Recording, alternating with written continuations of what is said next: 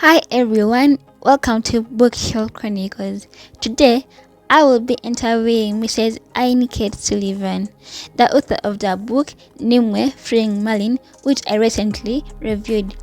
Let's get to know who she is. Right. So, Kate Sullivan is a writer, and also a mother and a wife, but I think I'm not so much what I do. I was pondering the question, and I think more than anything, I'm a mystic poet and an imaginosophist. I love to dream, and I love the world that my characters take me into. It is really nice to know you, Mrs. Sullivan, and I am honored to do this interview with you. Without further ado, let's jump straight to the first question. Why did you choose a career in writing?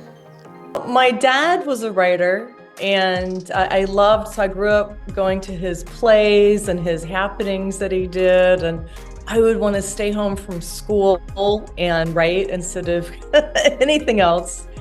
And so I think when I was 4, I decided I was going to be a writer. So that's pretty. And then when I was at school, I would win all the literary awards, and I got overseas research awards. I got all these awards. So the universe has supported my writing career. I will say that. So as long as I write, things tend to go well. It seems writing is your good luck charm then. Yes, I think so. That's a good way to put it. Writing is indeed your good luck charm. And when you add a sprinkle of your personality, you create something amazing.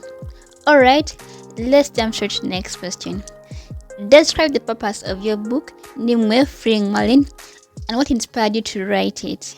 Well, I started writing this book after my father died, and he was one of the great loves of my life, and I was having trouble with it. And so I always thought of him as really magic and Merlin. I always thought that he had this magic side to him. And so I just started thinking about the part of me that still wanted to live with him, even though he wasn't here anymore.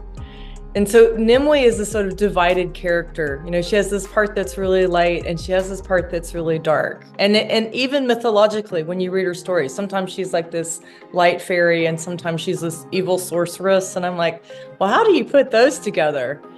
And I was like, in some way, we're all putting those together. In some way, we're all both of those characters. So I think that's why I wrote the book, just dealing with loss, and then dealing with the fact that even though we might have really different sides to our characters, that ultimately, when we put it together again, that's where we find our magic. Dealing with loss is something really hard, and I'm glad that you got through it by writing this book. Quick question to my viewers. Do you think some characters in books portray who we are in real life? You can leave your answer in the comment section. So, let's move on to the next question. Is there a specific scene or aspect of your novel that is your favorite? There are a lot of scenes I really like, but I was actually thinking about, I love the romance scenes. I have to say, I'm a real romantic. So, the scenes in the crystal cave with Merlin, they're really fun. And I also love the scene when she flies off with Gwen Neath, and she rides with the hounds of the underworld. I just thought it was really fun. But maybe my favorite part is a difficult part, and it's where Balin beheads her, and she has to think quick and divide herself, and I think about the times in our life when things happen, and we have to divide ourselves at that point, just to save ourselves, we have to do it. So I think that's probably the most profound part of the book. That is quite interesting to know, and I've learned something new. So, let's move on to the next question. What is the inspiration behind the relationship between Merlin and Nimue? Well, it's an old story. It's sort of like looking back in time, because I did read all the different myths of Vivian, the Ladies of the Lake, all the different ones. But in a lot of stories, she's his lover. And I thought, Merlin's a pretty amazing, magical guy. Now, he's not going to fall in love with someone who's not amazing and magical too.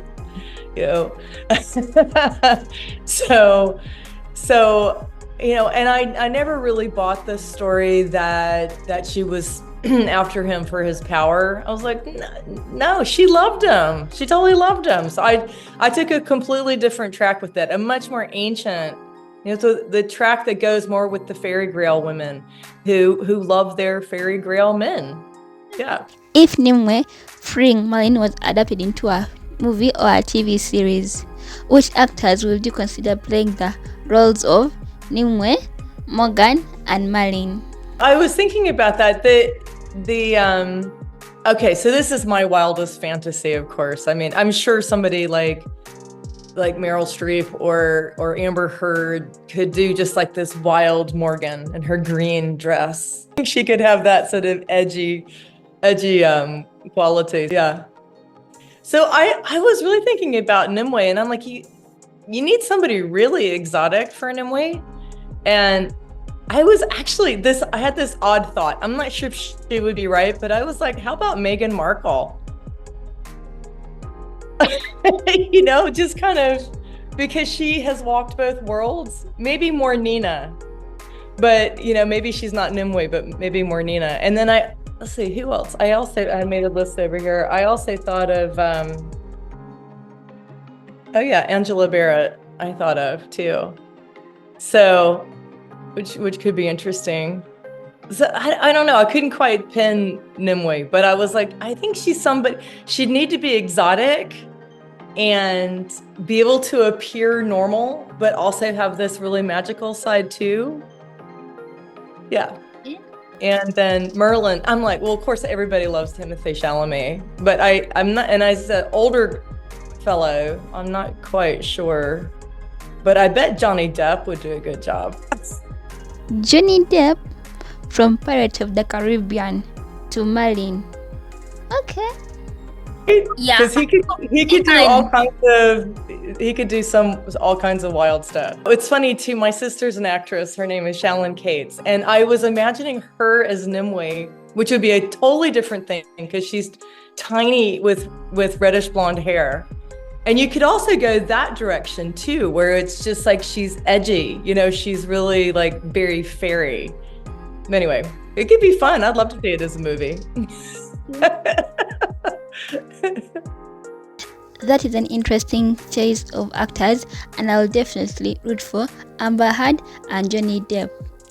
As a movie fan, whom would you root for? Leave your view in the comments section below.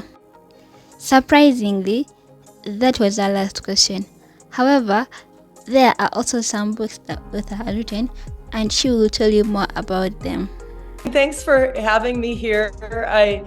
I have another book that's getting ready to come out called Riddles of the Ancestors. It follows on. It's another novel, and we follow Nimue and Ganita and more characters into this next novel. I just finished it. I'm really excited about it. It's with the editor, so hopefully it'll be out soon. And and I made a series of cards too called Imaginosophy cards, and people can go and look up imaginosophy.com. And you can play with all the characters, and the books are all there, and you can get the cards and play with them. And I did the cards so people could learn about the characters, especially the women, because you hear about King Arthur and the knights, but you don't often know Dindrain or Nimue or some of these other characters are not as well known. And so that's what I was doing in part, is bringing them back out, and then including some of the more ancient Irish deities too, like Danu, who's like the mother of the Tuatha De Danann, and there, when you go into the Tuatha, those are really magical characters, like I think they're beautiful. Like I've always heard of them as the tall, beautiful people. And then when I see how people depict them, they're quite often evil, and there's nothing evil about them at all. I don't understand that part. But there were some other ones like the Fomorians and the Furbolgs, and there were some other ones that were sort of more difficult, I think. But it's amazing when they arise in your psyche, like how they come. I mean, you know, because of course it's going to play with you too. Like, what are you working on in your life? And you know, what ways are you divided? And as you come back together, how do you, you know, what ways are you wholesomely magical, you know? Yeah. I definitely look forward to reading your other books. And after reading Nimue freeing Merlin, I know I won't be disappointed. Thank you, Mrs. Sullivan, for doing this interview with me. It has been fun and interesting. I wish you good luck and success in your writing career. We have come to the end of this interview and I hope that you enjoyed it. I remain your host, Rispa Oma. Don't forget to comment, like, and subscribe. And see you in my next or future interviews. Bye!